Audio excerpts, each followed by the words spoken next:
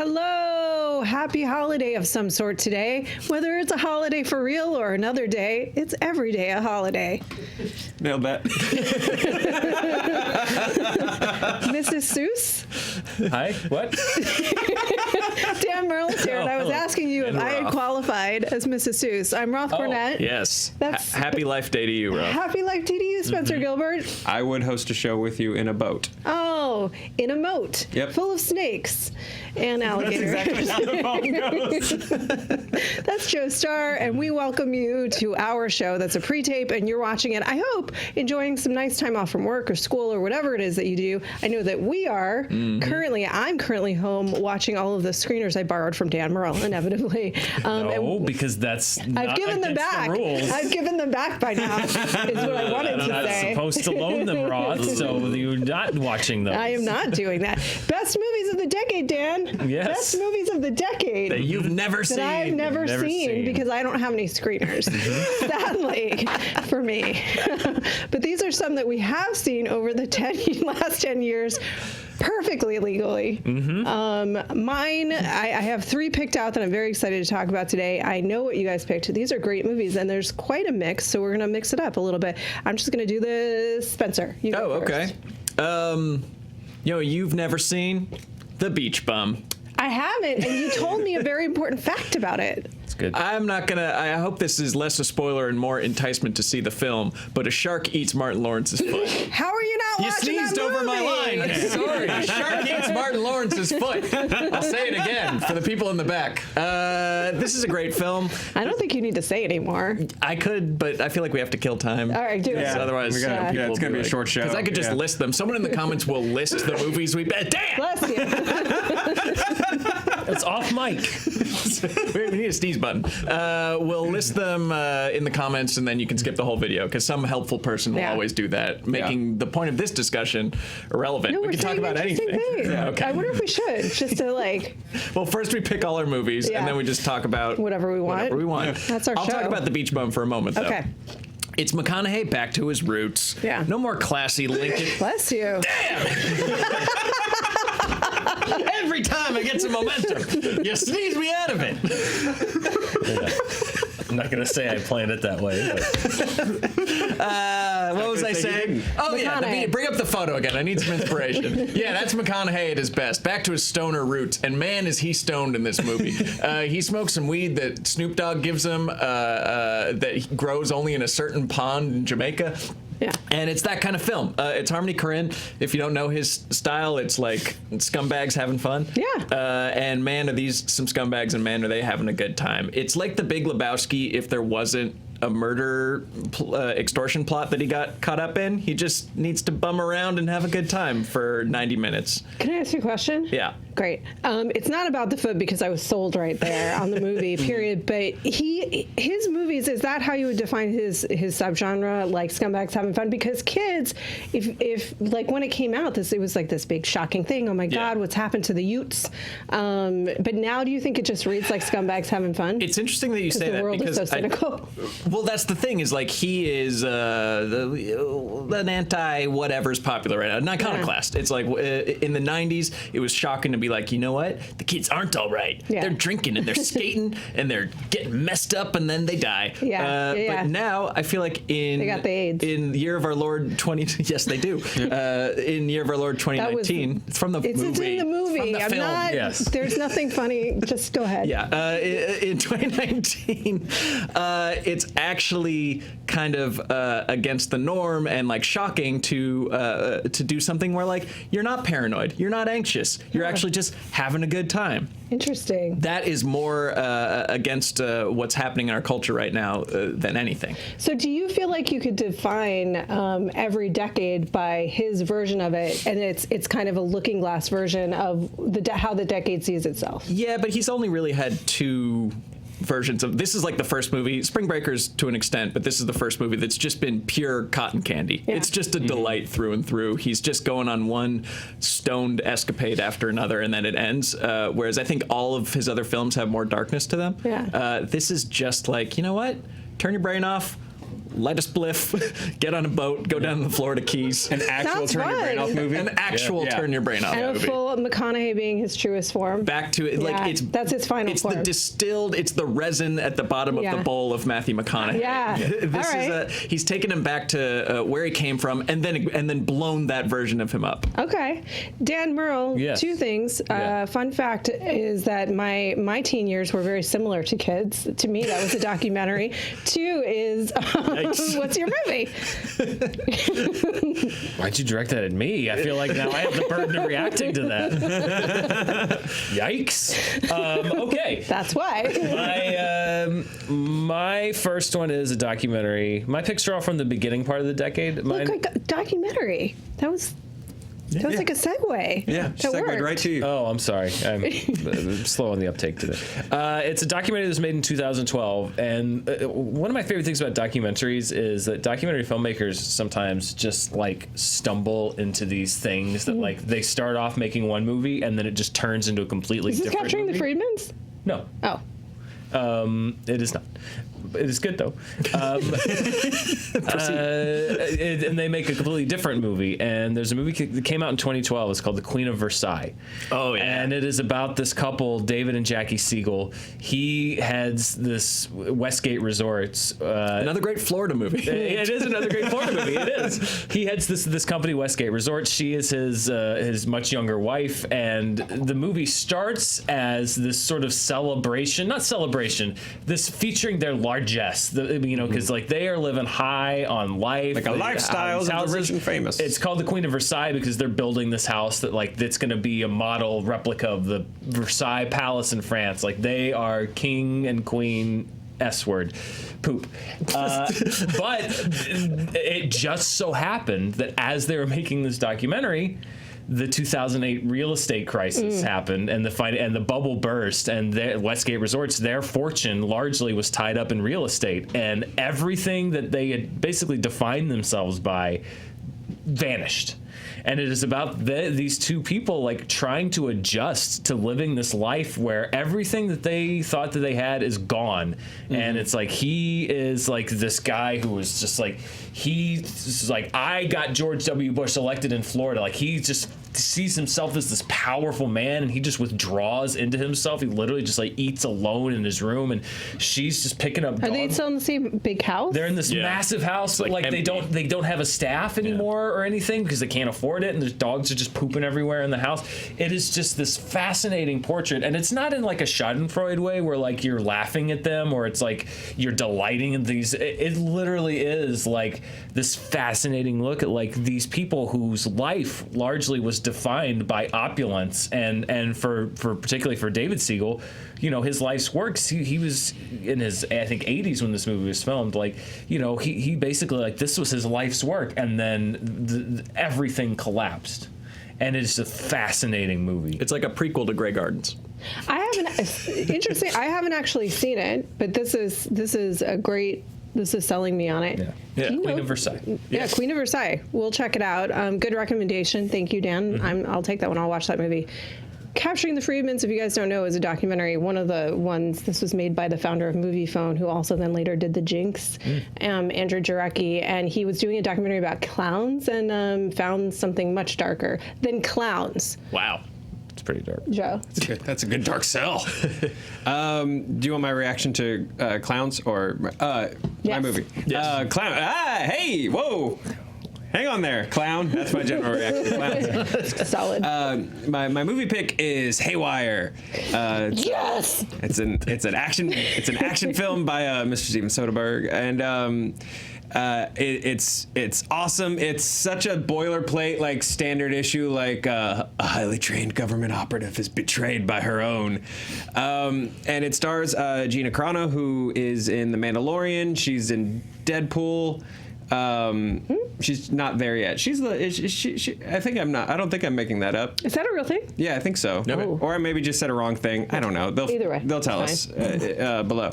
But she is like a legit like MMA like trained, not an actress. So Soderbergh just like takes her and just surrounds her with an A-list cast. It's like Ewan McGregor and Gambit and Fassbender. Channing Tatum? Yeah, thank you. And Michael Douglas and just all these A-listers.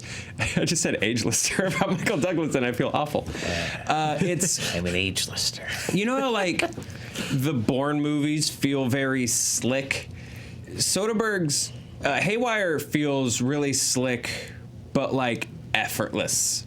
Like it makes the like I love the Bourne trilogy, but it makes the Bourne trilogy feel like somebody hired like a stylist to be like, how can I be like the coolest guy at school? Whereas like Soderbergh's Haywire is just cool.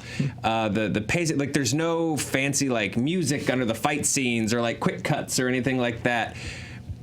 But it feels just slick and like effortless. It's a really, really cool movie. I love Gina Carano. And Haywire, Soderbergh, obviously he has this penchant for finding real people, be it a porn star or an MMA fighter, and then building a movie around them just because he's like interested in them. Yeah. And I think it's something really interesting that he does because he is experimental still in that way. And Gina could not act in that movie. I mean, it's clear, like, could not act at all. Dubbed. Does not, totally dubbed over. They ADR'd everything, and it's still not that good. Doesn't matter at all. Not one lick. Nope. I love her so much. She is pounding her way through every single A-lister in that movie. And it's a beautiful thing to see. Ewan McGregor, when he was talking about it, said that the only accident that happened, because she's so trained, is that he accidentally punched her and hurt his hand, and she was like, "Are you okay?" Yeah. Gina's the shit.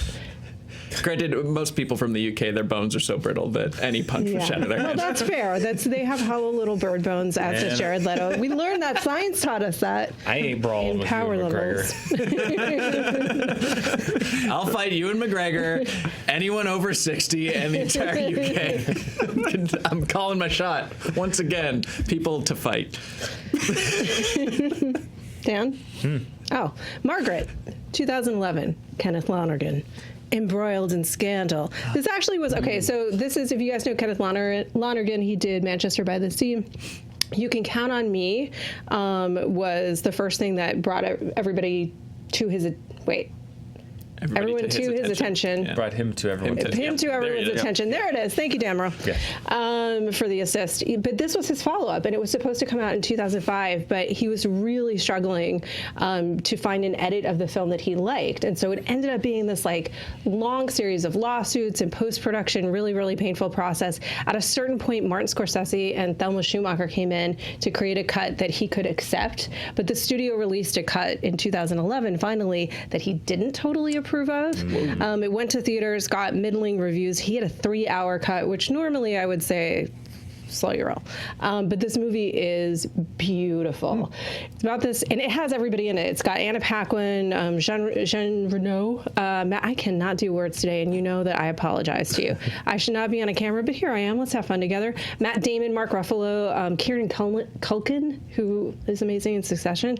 So it's about a 17-year-old girl named Margaret, played by Anna Paquin, and she is running down the street and basically distracts a bus driver who's played by Mark Ruffalo, and a horrible accident happens, and this woman gets hit and dies in her arms.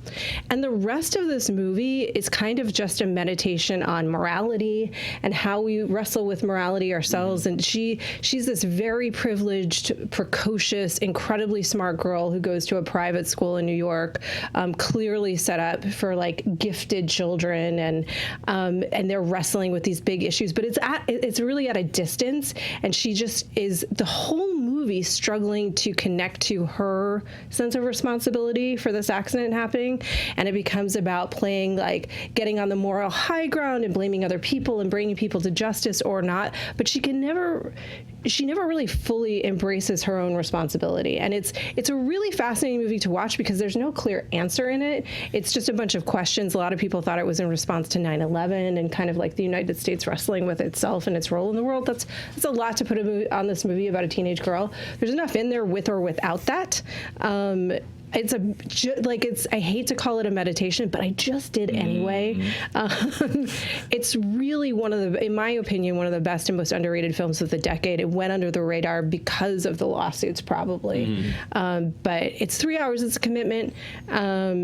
But I highly think it's worth it and endure. Not that it's an endurance test, because it's a great movie. It's really, really good.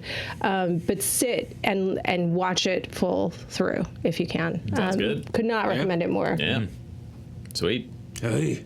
Did any of what I just said make sense? Because I'm unclear of whether I'm using real words, Joe Starr. No, like 60% of that nailed it. Okay, great. I think that's like pretty good for me. That's a good average. Yeah. That's like a C+. You bat 600, you're in the Hall of Fame. Yeah. Give me another one. I'm mixing it up. Oh, man, yeah. Okay. Hey guys, you want me to talk about an anime and stay really on brand? Because I will. This is from 2017. Yukiri's Bizarre Ice Skate Boyfriend. Academy.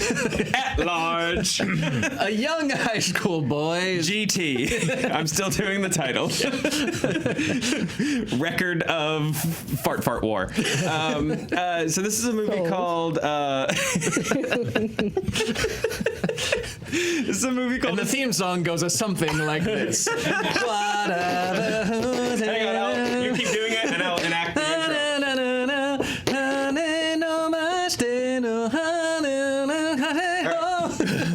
That was definitely Neon Genesis, but yeah, whatever. It's fine. Also great. Yeah. I love your voice. You don't sing enough. You're right. I don't. I'm going to fix that in 2020. Yeah. Resolution. Are we doing resolution? No. Save it for another pre-tape. Let's get through this first. So this is a movie called A Silent We Voice. could talk about whatever we and wanted. it's a movie about this girl is transferred to a new school. She's, What was that reaction, Roth? I like Joe's picks. It's very well animated. It's very beautiful. This girl's hard of hearing. What percent of Japan is cherry blossom? It depends on the time of year. 200%. Percent of anime is cherry blossom. 204%. 204%, but for only 5 minutes. Okay, got it. We're gonna be here forever. Yes. So this let me talk about this weird intense character thing. So this old girl who's hard of hearing gets bullied by intensely bullied by this group of friends. And when they're sort of held responsible, the group of friends then turns on one of their own and puts like the bulk of it on him. And he becomes like this huge social pariah in the school system. No one will talk to him anymore. So it's just this, and so he sort of starts to try to take steps to redeem himself by befriending her. And it's a really like just unapologetic look at responsibility and redemption, and how like redemption arcs are rarely like clean or selfless, and they're always complicated and messy, and just this weird sort of circle that all these people that have a hole in their life because of this incident sort of dealing with each other now and coming back to terms with each other. Visually, it does a lot of really cool things, except for some of the main characters. You rarely see anyone else's face in the movie because he doesn't look anyone in the eye anymore. So visually, he just uses all of these really cool tools to get character across and stuff like that. It's really pretty. It's really sad and just a really beautiful movie. And the theme song goes like this. No, I was waiting. When did they duel? Did they not duel? They don't duel in this one. They duel with their emotions. Okay. Yeah. Cool. Yep. That sounds good. Yeah, it's really, really Emotional good. dueling. Surprisingly, like, it's one of those ones where I sat down and Tor was already watching it, and I like sat down. It was just a whole just Harry stare Potter at the whole sequence thing. just played out in my head of like Incryvius, Laughterus, and then you just like shout emotions at people, and then they're overwhelmed by them, and then you just nope. What? Because you said they were dueling with their emotions, so I immediately thought of dueling with wands, Gotcha. and then I thought of what the spell would be, and you would like inflict an emotion. They have that, right? Menstruous. I thought you were just. I thought you were just describing my manic I don't have the episodes. equipment for that, Rob. But if I could duel, I could menstruous you, and you would know. Spencer, bring us out of this skid and give us a movie. Okay. Look, I don't know if this is one that you've never seen. It did get nominated, I think, for best screenplay. But I thought it was my favorite movie of the year. I think 2014. It's called Nocturnal Animals with Amy Adams and Jake Gyllenhaal. Ooh, this was a good one. Ooh, I like this. Look at her. Amazing. Look at her. Perfect. Aesthetically perfect, but empty, shallow, Yes, hollow shallow, on the inside. hollow even. That, do you say shallow Hal? Yeah. Much like the film Shallow Hal, she has a lesson to learn.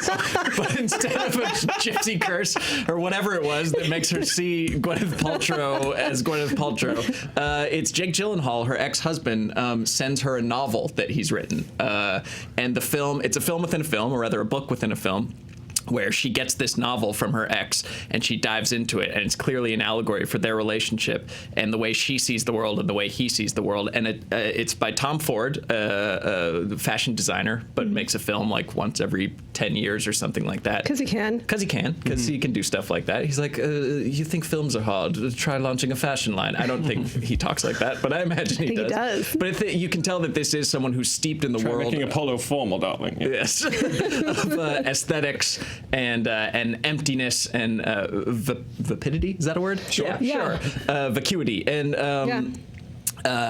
where she represents that world, and then Jake, her ex, represents some like the darkness and the really raw felt emotions of the human emotional world. And it is it's a tough watch in two different respects, because it's definitely two different films. The first one is so mannered and removed the real world of Amy Adams, where she's this art curator who just sees the surface of things and has no inner life going on. It's like the first 20 minutes you're there and you're like, this is bizarre. It's like a Yorgos Lanthimos. Yeah, it's like a Yorgos Lanthimos film. From frame one, the naked people dancing. It's but then you get into the world of the novel, and it's like Dark. It's dark, but but even the whole color palette of the film changes. It's like warm and red, and the pace quickens up.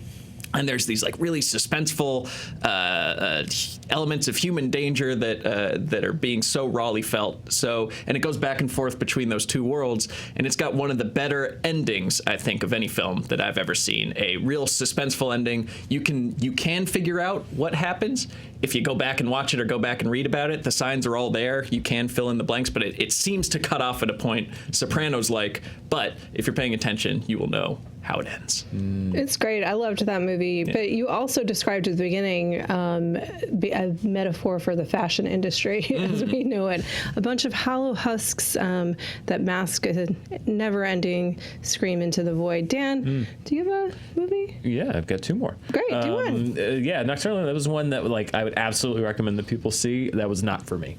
Okay. Really? Not for me, I loved would it 100% recommend that you see it. I'll go with, there's a great supporting performance in that film by Michael Shannon. Yes. I'm going to go with one that has an phenomenal lead performance by Michael Shannon that was overlooked by every major awards organization. Came out in 2011. Personal note, it's directed by a guy who's from Little Rock, Jeff Nichols, from my hometown. It's called Take Shelter. Came out in 2011. Michael Shannon is incredible in this movie. It's about this guy. He's just this average, everyday guy, blue collar, and he has this vision, this recurring vision that there's a storm coming, that this huge storm is coming, and and every time it gets more vivid, and he's convinced that he has to protect his family from this storm that's coming. So he starts shoring up this shelter that's in his backyard, the storm shelter, but like crazy, like Richard Dreyfuss in Close Encounters of the Third Kind. It becomes this obsession because he's just convinced that this horrible thing is about to happen. And Jessica Chastain plays his wife, who is sticking by him, but as time goes on, it's a small town in the South, and as happens in small towns, like nothing is a secret. So as his behavior gets crazier and crazier to them, he starts becoming this sort of pariah in the town. But at the same time, he's trying to convince everyone that they also need to be taking this precaution because this horrible thing is about to happen. And the whole movie is about him just like, it's almost Hitchcockian, this idea of, the crazy man that no one believes, or everyone thinks you're crazy and you're not crazy, but you have to convince everyone that you're right, but no one will listen to you. There's a scene that he has at like this community dinner that is just sort of the turning point of the film, the crux of the film, that is like the acting that Michael Shannon does in that scene and throughout the movie is absolutely next level. If you ever had any doubt, and you shouldn't, that he's a phenomenal actor, watch just that scene. But the movie itself is, it really is, because you're not really clued in until kind of the very end, but even then it's a little ambiguous. I love it. Speaking of great endings, I love the ending to this movie because it just sort of pays off what's come before, but in a way that you don't see happening necessarily. But it is just it's paranoia, and you're sitting there questioning, like, is he crazy, or did he receive this? Like, is this going to happen, or is it not going to happen? And the whole movie builds up to that question. It really is like one of those movies that I forget came out this decade, and every time I think about it, I'm like, oh my God, yeah, Take Shelter. That's such a great movie. If you can find it, it is so good. And Michael Shannon, particularly, it is an absolute crime that, like, I know that not everyone can be nominated for an Oscar, and he got a handful of critics awards for his acting, but the fact that none of the major Golden Globes, Oscars, whatever at the time recognized his work is criminal, because he is fantastic in this movie. So Take Shelter. Cool. Sweet. Hometown director right now. No, I'd never heard of it. Put it on the It's list. great. It really is. It's really, really good. It was you did an interview the other day. These are very different films, but kind of the element of you're not sure if this is in the person's mind or not. You did an interview the other day with Todd Haynes, who one of his first movies was called Safe with Julianne Moore. And in it, Julianne Moore believes, and she maybe does, basically have an allergy to modern life, to like just chemicals, dry cleaning. And it's a really bad allergy, and you're not sure the whole movie whether this is in her mind, a manifestation, or if it's reality. Take Shelter is a very different film and much more intense and scary, but it's similar in that way. Why don't they just let us, we're the audience, they can trust us, we can process. The answers don't always have to be there. Yeah. Movies aren't math. Movies aren't math. Yeah. That's a poll quote. There you go. Except for Pie. That's math. That one is definitely math. I love Beautiful that Mind. movie. Do you like Pie? Yeah, I love Pie. It's such a. There's a movie that you haven't seen. Is Pie? Maybe. Was that 90s, or did that come out this? It was in the 90s. Yeah. Pie's it was that at the first start. movie that, like, someone shows you, they're like, let me blow your mind, bro. Pie was going around when I was in Welcome, college. welcome to college. This That is was Pie. like the Aronofsky gateway. Yeah. Pie. It's a great movie. I also think it's interesting too, because I'm going to talk about a different movie, Amour, made in 2012. But for Margaret, one more selling point is one of the things that the movie is dealing with is how is the damage you do. How much responsibility do you have towards the damage you do unconsciously? Just by bumbling about in life and not paying attention to other people. I don't know. Question for the ages. Let's find out how much damage we can do right here in these next 15 minutes we have left. Amour, 2012. This was a huge film. It was nominated for and won a ton of awards, so I hesitated to put it on here, but it's French. And we're not. So I thought I could get away with it. Okay. Yeah. That's my thesis. This is so if you've seen it and you think this is very basic, fair enough. It was a big movie. This is, I'm going to butcher his name, but Michael Haneke is the director. And this is about an older couple, Anne and Georges, who were music teachers. Their daughter is played by Isabelle Huppert, and she suffers a stroke. These are like just very charming, smart people people. You can tell that they've lived a good life as teachers. And she suffers a stroke, and he needs to then become her caretaker. And they've lived a long life together. It's been a great marriage. Like, it's a solid relationship. You can tell they've settled into this very comfortable rapport with one another. But this is a very, very, very challenging experience for him. And it only gets worse because the daughter wants to put her in care, and she had requested that never happened. And then he hires a nurse to get some help, but then the nurse is abusing her, so he has to fire the nurse. So more and more pressure comes on his shoulders, and then at the same time, she's not the same person she was. And so it's really questioning, like, what are the limits of love? And if you really love someone and they are no longer able to live the life that they would want to live, that you would know that they would want to live, if they are no longer themselves, what would you do for them at that point? It can't spoil anything because that question is answered at the beginning of the movie. But it's taking this ride, and it is a slower paced film. But I think it's like a really, really beautiful one, and particularly, we think of love as glossy and flashy. And what's the latest rom-com? Last Christmas? No, it's not. I know it's not. I know the secret. Is it? The latest rom-com? The latest like rom-com? literally? The one that just came out? Yeah. Is it really a rom-com? Feel like Last Christmas. Christmas. Oh, yeah. I thought that was the whole controversy around it, that it wasn't quite a rom-com. Well, it's certainly being sold as a rom-com. Okay. In any event, Hilarious. Crazy Rich Asians? I don't know. Yeah. the point is, I'm asking the expert on rom-coms, so I know how you feel about them. The point is, like, we have a lot of movies that depict love in ways that are less than realistic, and this is one that is taking a very grounded approach to what that actually means and the extent of that. There is a rom-com called Addicted to Love, and I think some of you out there know what I mean. It's a Meg Ryan movie, and in it, she talks about her dad who loved his dog so much that when it got maggots in its butt, he stayed up all night rather than let the dog die and picked out each maggot one by one, and she turned to her paramour in this film, and she said, "That's love." Matthew Broderick, and it was. When Meg Ryan became America's sweetheart. And that's when she became America's sweetheart. Spencer? The butt maggots. The butt maggots. Get you a girl who can pick out your butt maggots. I picked a film, I don't remember what year it was. It wasn't too long ago, though. Brigsby Bear with Kyle Mooney and the great Mark Hamill. This is a film that's like largely all in the setup, but just for the premise alone, I think you need to give it a shot. Again, not spoiling anything because this is the first 10, 15 minutes of the film, but Kyle Mooney is raised by his father, Mark Hamill, who is a cult leader, who keeps him on a compound, completely isolated from the rest of society, and makes a children's show just for his kid called Brigsby Bear. It stars Mark Hamill in the bear costume, and he has all these adventures on VHS that he gives to his son in the bunker for entertainment.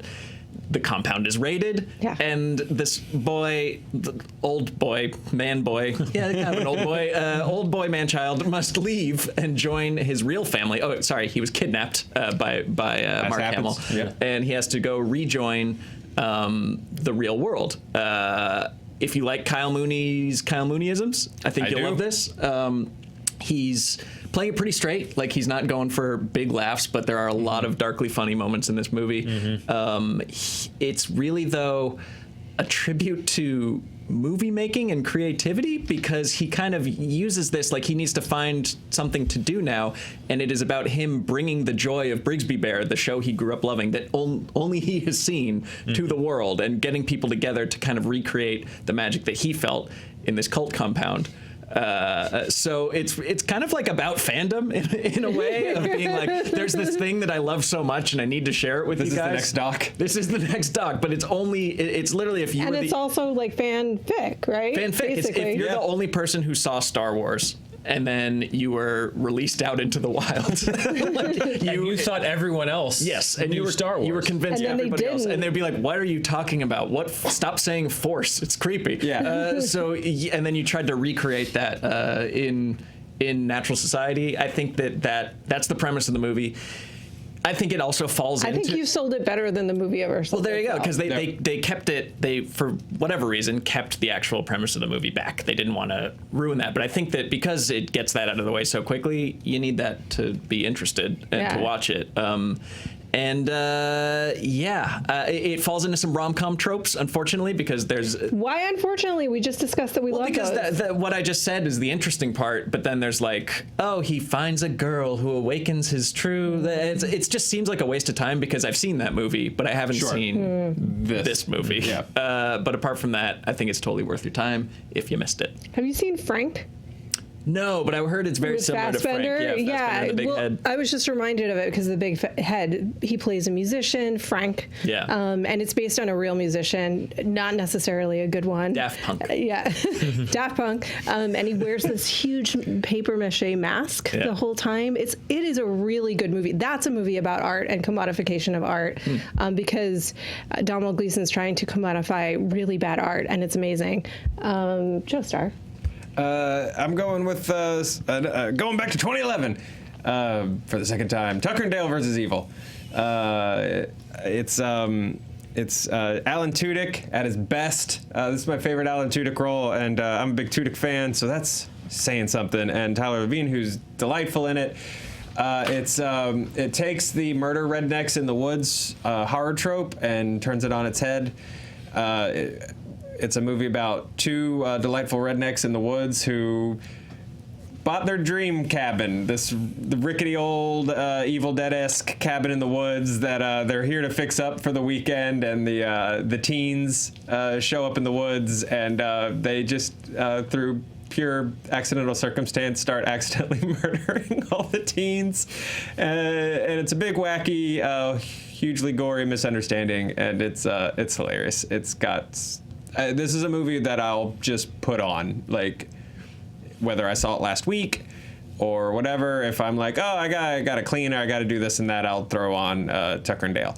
It's so funny. It's got some of my absolute favorite, like, laugh out loud moments from probably the past 10 years in it. Super, just endlessly funny and upbeat and positive and sweet and charming, horribly gory. Yeah, well, yeah, Caleb loves that one too. I've seen it a bunch. Yeah. They're very charming. Dan, number 3, big number 3. Not charming, this movie, but also from 2011.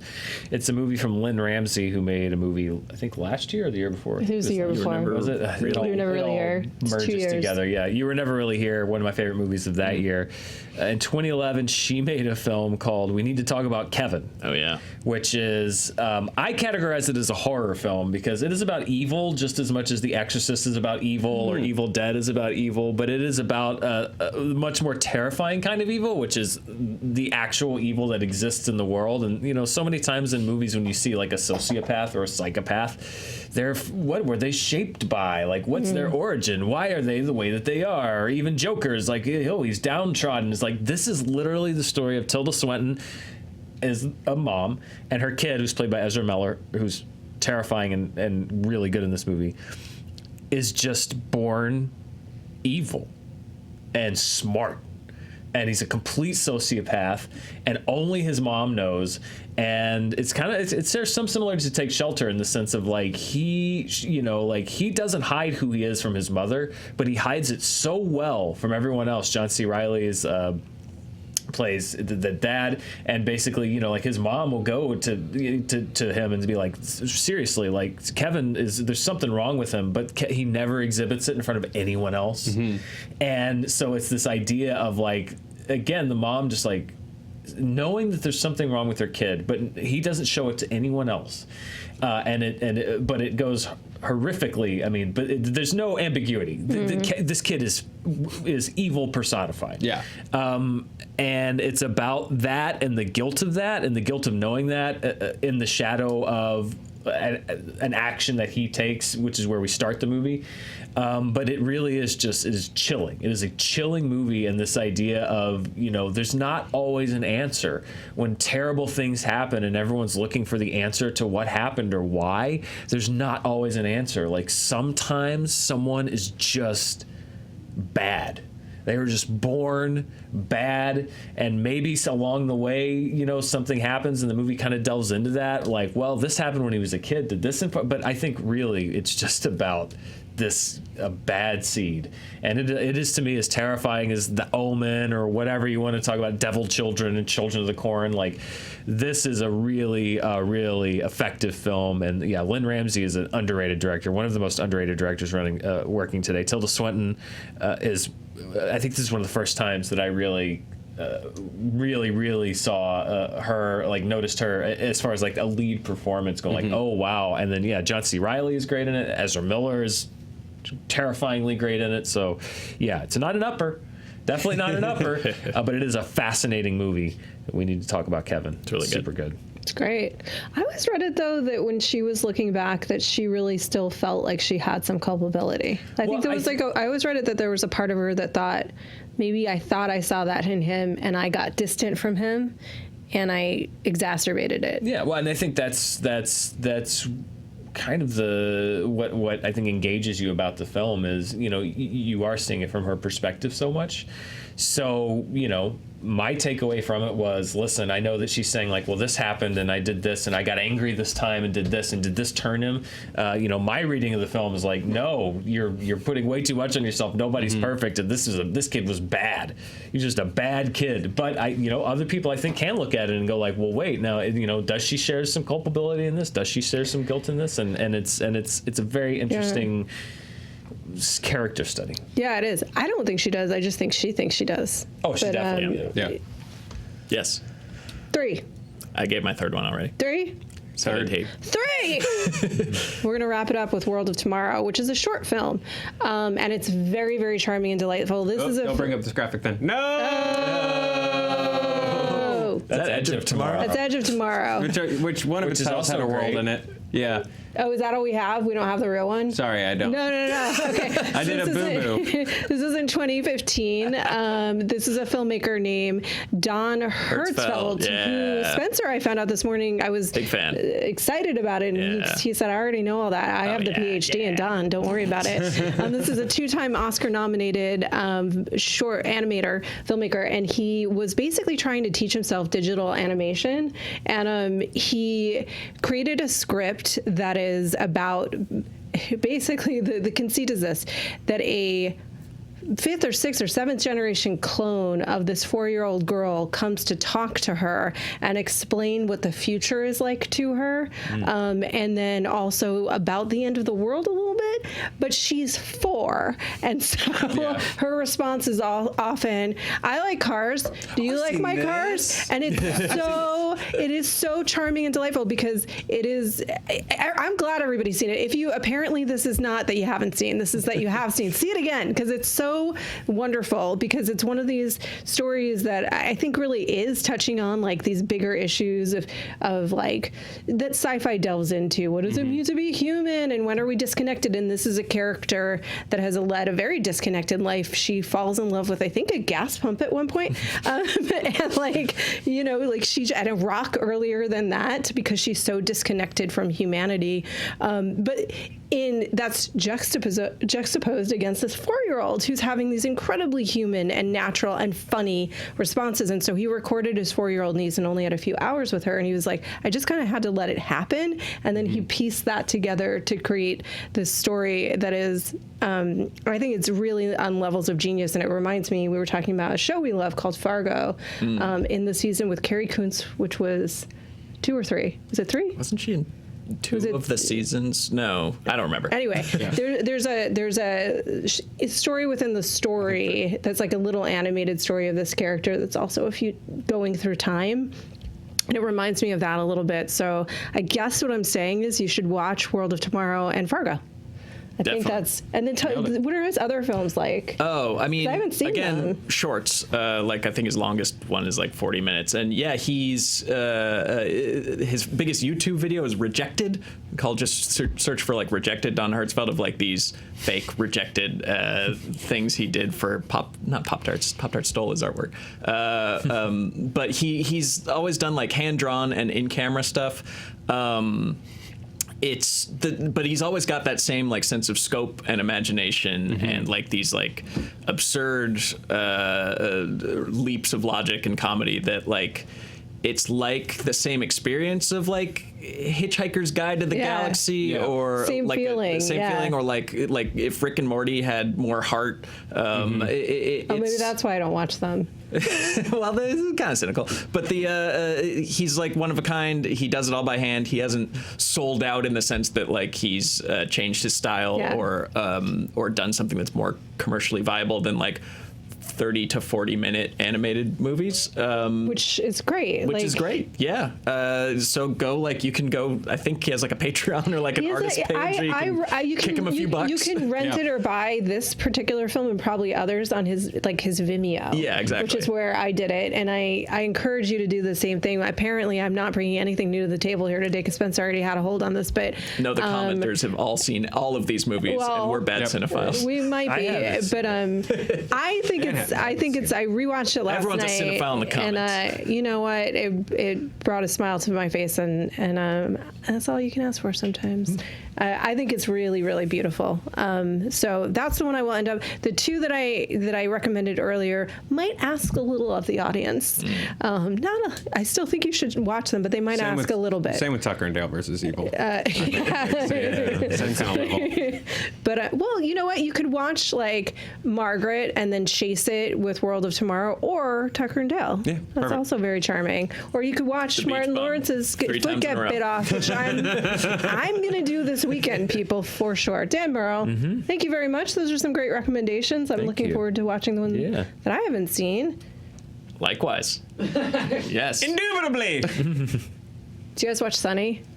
No, I don't. Not everyone, but most of them. Okay, so you know the one where they're doing like the speed dating, and the girls come over, and Charlie's like, because he just doesn't. You do that every day. That's because I'm basically Charlie Day. Thank you. Happy holidays. It's been good to be with you today. I'm a human too.